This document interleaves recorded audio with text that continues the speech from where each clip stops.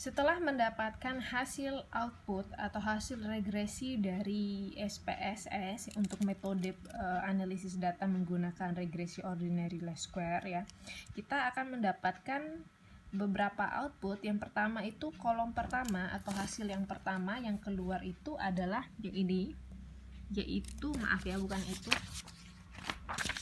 yang ini, kolom yang ini, yaitu di sini muncul keterangan mengenai apa yang menjadi variabel bebas. Jadi situ adalah kita masukkan kompetitor dan juga biaya promosi ya. Terus yang kolom kedua ini menunjukkan nilai pengaruh yang diberikan oleh yang namanya X1 dan X2 terhadap Y ya.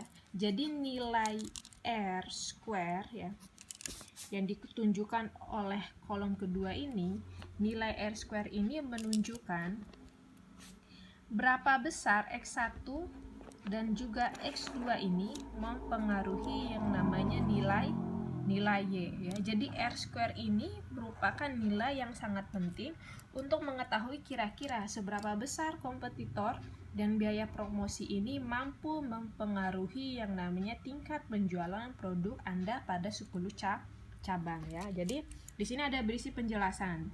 Tabel kedua menampilkan nilai R yang merupakan simbol dari nilai koefisien korelasi ya.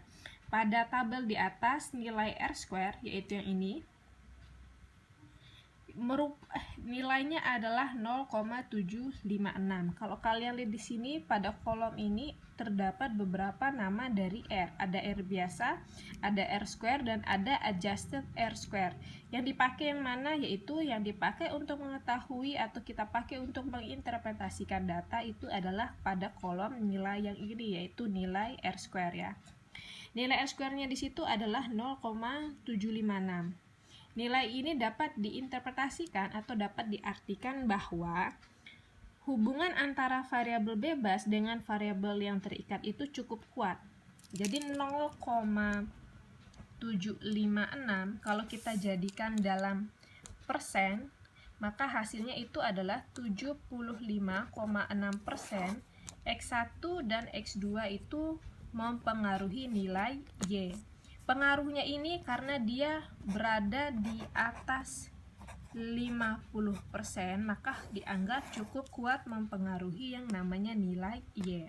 Kalau misalkan nilainya R square-nya itu justru berada di bawah 50%, maka dianggap Y1, Y2 atau Y seterusnya itu dianggap kurang kuat mempengaruhi yang namanya nilai Y ya. Kita lanjut ke sini.